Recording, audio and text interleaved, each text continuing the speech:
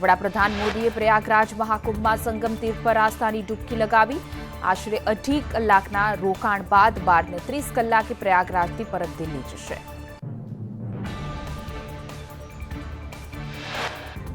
વડાપ્રધાન મોદીએ સંગમ તીર્થ પર ડૂબકી લગાવી. સૂર્યનારાયણને અર્ઘ્ય અર્પણ કરી ડૂબકી લગાવવાની સાથે જ જપ પણ કર્યા.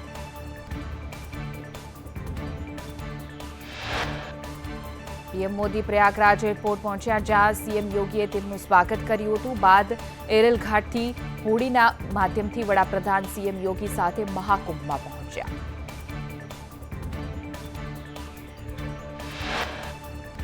દિલ્હીની વિધાનસભાની તમામ 70 બેઠક માટે મતદાન. 1.56 કરોડ મતદારો 699 ઉમેદવારોનું ભાવિ નક્કી કરશે.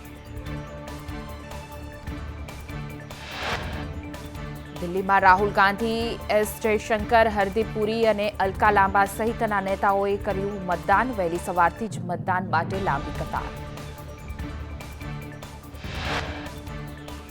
દિલ્હીની ચૂંટણી માટે રાષ્ટ્રપતિ દ્રૌપદી મુર્મુ, ઉપરાષ્ટ્રપતિ ધનખડ, સાંસદ સ્વાતિ માલેવાલ અને સંદીપ દીક્ષિત સહિતના લોકોએ મતદાન કર્યું. કેટલાક મતદાન મથકો પર વહેલી સવારથી લાંબી કતાર જોવા મળી. દિલ્હીના મુખ્યમંત્રી આતિશી, આપના નેતા મનીષ સિસોદિયાએ મતદાન કર્યું, તો ભાજપના પ્રવેશ વર્મા અને અલકા લાંબાએ પણ મતદાન કર્યું.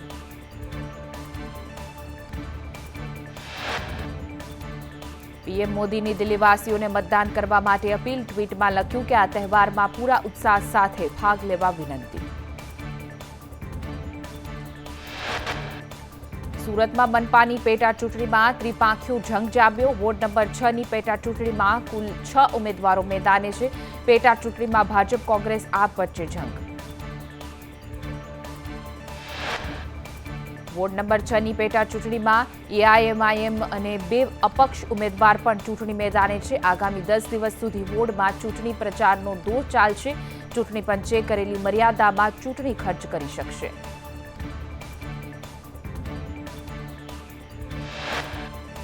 સુરતના વેડ રોડ ઉપર પાલિકાએ ખોદેલા ખાડામાં રિક્ષા ખાબકી. રિક્ષા ખાબકતા રિક્ષા ચાલક ઇજાગ્રસ્ત થયો. બેરિકેડિંગ વચ્ચે મુકાવવાની બદલે આજુબાજુ મૂક્યા હતા. વડોદરામાં સ્ટેટ મોનિટરિંગ સેલની ટીમ પર હુમલો કરનાર વોન્ટેડ બુટલેગર જુબેર મેમણની ઝડપી પાડવામાં આવ્યો છે. આણંદના તારાપુર નજીક ફાર્મ હાઉસમાંથી બુટલેગર જુબેર ઝડપી પડાયો હતો. સ્ટેટ મોનિટરિંગ સેલે દરોડા પાડ્યા ત્યારે આરોપીએ હુમલો કર્યો હતો. વડોદરામાં ભાજપ નેતા સાથે ઠગાઈ કરનાર આરોપી કમલેશ દેત્રુજને ઝડપી પાડવામાં આવ્યો. ભાજપના નગરસેવક સાથે 21 લાખની ઠગાઈ આચરી હતી. શિક્ષણ સમિતિના ચેરમેન હજુ પોલીસ પકડથી દૂર. જૂનાગઢ જિલ્લામાં 6 નગરપાલિકામાં ચૂંટણીનું ચિત્ર સ્પષ્ટ થયું. જૂનાગઢની 6 નગરપાલિકામાં 143 બેઠક ઉપર 378 ઉમેદવારો ચૂંટણી મેદાને છે. સૌથી વધુ માંગરોળમાં 101 ઉમેદવાર. વાઘોડિયા વડોદરા રોડ પર વિદ્યાર્થીઓને લઈને જતી પારુલ યુનિવર્સિટીની બસ પલટી. યુનિવર્સિટીની બસ પલટતા વિદ્યાર્થીઓ ઇજાગ્રસ્ત થયા.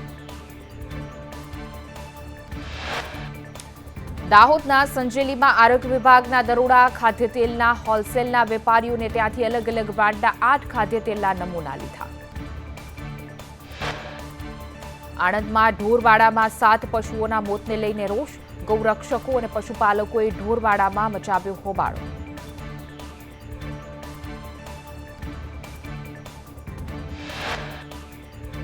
સુરતના ભટારમાં મકાનમાં ગેસ લીકેજથી આગ લાગી. ઘરવખરી અને અન્ય સામાન બળીને ખાખ થયો. ફાયર વિભાગે આગ પર કાબુ મેળવ્યો.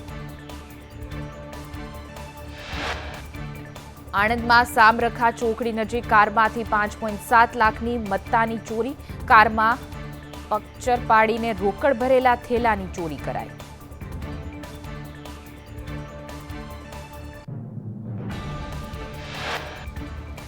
આરટીઆઈના દુરુપયોગને ડામવા સીએમ ભૂપેન્દ્ર પટેલને રજૂઆત કરવામાં આવી. સુરતના ધારાસભ્ય અરવિંદ રાણાએ મુખ્યમંત્રીને પત્ર લખી રજૂઆત કરી. કેટલાક આરટીઆઈએ કરી માહિતી મેળવી અધિકારી ધમકી આપતાનો પત્રમાં ઉલ્લેખ કરાયો.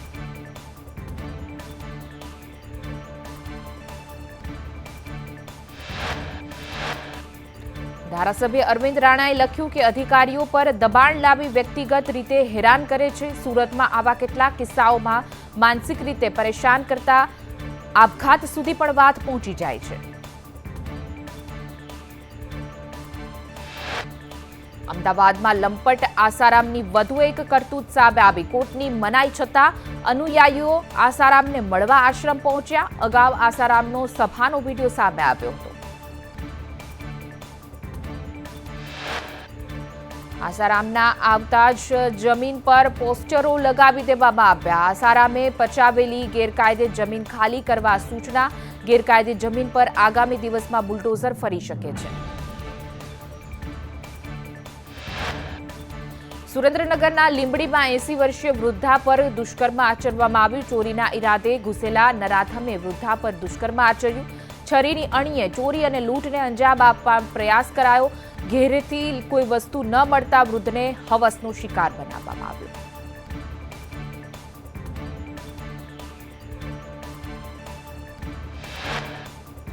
અમરેલી લેટર કાંડ મુદ્દે સામાજિક કાર્યકર્તા નાથાલાલનો મોટો ધડાકો. કહ્યું કે નારણ કાછડિયા લેટરકાંડના સર્જનહાર છે. પાર્ટીએ આવા નેતાઓ સામે પગલાં લેવા જોઈએ.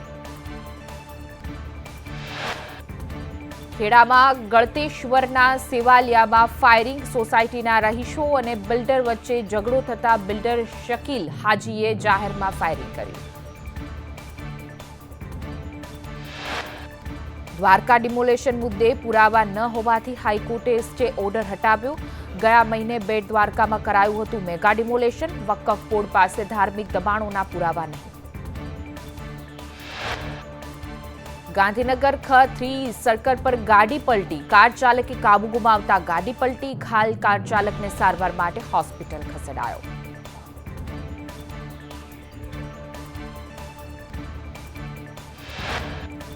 ભરૂચમાં નબીપુર નજીક શાકભાજીના ટેમ્પોમાં આગ લાગી. નેશનલ હાઈવે નંબર 48 પરનો આ બનાવ. સદનસીબે આગમાં કોઈ જાનહાનિના સમાચાર નહીં.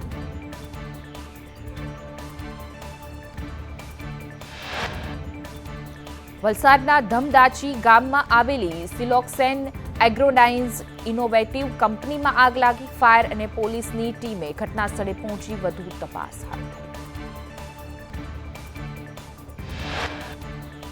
હિંમતનગર વિજાપુર રોડ પર ગોજારો અકસ્માતમાં 2 લોકોના મૃત્યુ થયા. સ્ટીયરિંગ પરથી કાબુ ગુમાવતા કાર હવામાં ફંગોળાઈ. કારમાં સવાર 6 પૈકી 2ના ઘટના સ્થળે જ મૃત્યુ થયા.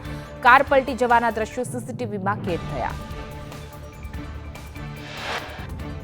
રાજકોટના 8 સહિત 13 કેન્સર વોરિયર્સે દરિયો ખેડ્યો. કેન્સર મુદ્દે જાગૃત લાવવા માટે 11 દિવસમાં દ્વારકાથી સોમનાથ સુધીનો દરિયો ખેડ્યો.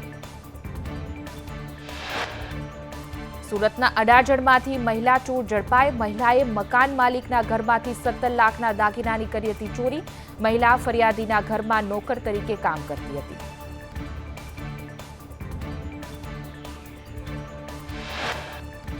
જૂનાગઢના કેશોદમાં મહિલાના ગળામાંથી સોનાની ચેનની લૂંટ કરવામાં આવી. કેશોદના અમૃતનગર મેઇન રોડ પર બાઇક પર આવેલા 2 બાઇક સવાર 1.77 લાખની ચેન ઝૂંટવીને ફરાર થયા.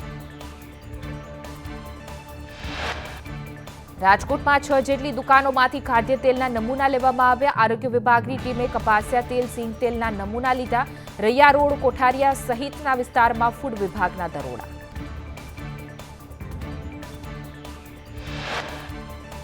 સુરતમાં તબીબને માર મારનાર વધુ એક ઝડપાયો છે. કાપોદ્રામાં છેડતીના આરોપ સાથે તબીબને માર માર્યો હતો. આરોપી મોહિત ઘાસકટોને પોલીસે ઝડપી પાડ્યો.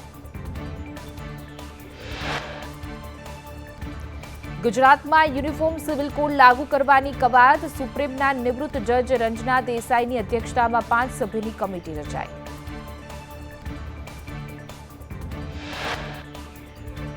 મુખ્યમંત્રી ભૂપેન્દ્ર પટેલે કહ્યું કે યુસીસી મુદ્દે અધ્યયન કરી 5 સભ્યોની સમિતિ 45 દિવસમાં આપશે રિપોર્ટ.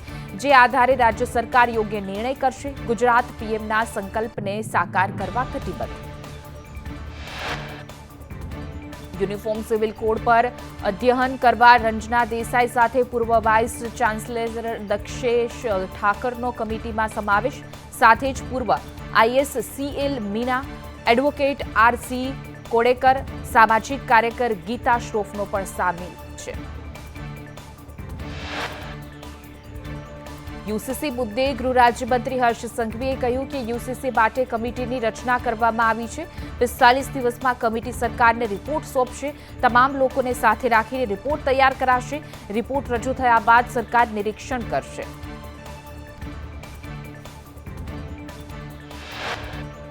હર્ષ સંઘવીએ કહ્યું કે કમિટીમાં તમામ સમાજના લોકો છે. કાયદો લાવતા પહેલા તમામ ધર્મના સૂચનો લેવામાં આવશે. બધા લોકોના સૂચનો લેવાયા બાદ જાહેરાત કરાશે.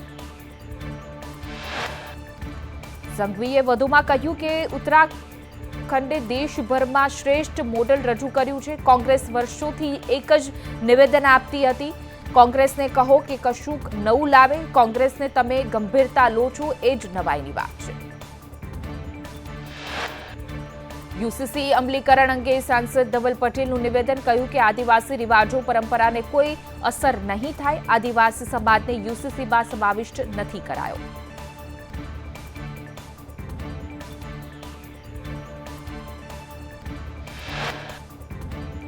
યુસીસીને લઈને કમિટી સભ્ય દક્ષેશ ઠાકરે કહ્યું કે સમાજને ધ્યાને રાખીને ન્યાય માટે મુખ્ય ધ્યેય અભિપ્રાય લઈને 45 દિવસમાં રિપોર્ટ સોંપાશે. હું શિક્ષણ અને સમાજ સાથે સંકળાયેલો છું.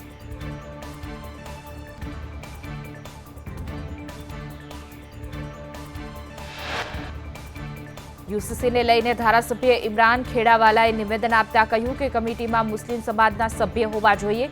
મૌલાનાઓ અને તજજ્ઞો પણ રજૂઆત કરશે. કમિટીમાં મુદ્દો શું હશે તે સરકાર જાહેર કરશે. ઇમરાન ખેડાવાલાએ વધુમાં કહ્યું કે મોંઘવારી જેવા પ્રશ્નોના બદલે આવા વિષયોને ધ્યાન આપે છે. સરકાર અન્ય વિષય કરતાં મુસ્લિમોની વધુ ચિંતા કરી રહી છે. માત્ર મુસ્લિમો માટે જ કાયદા લાગુ ન કરવા જોઈએ. યુસીસી મુદ્દે આપ પ્રમુખ ઈસુદાન ગઢવીએ કહ્યું કે યુસીસીથી આદિવાસી લોકોને પરેશાન કરવાનું ષડયંત્ર છે. આદિવાસી સંસ્કૃતિનો નાશ થઈ જશે. અમે યુસીસીનો વિરોધ કરીશું.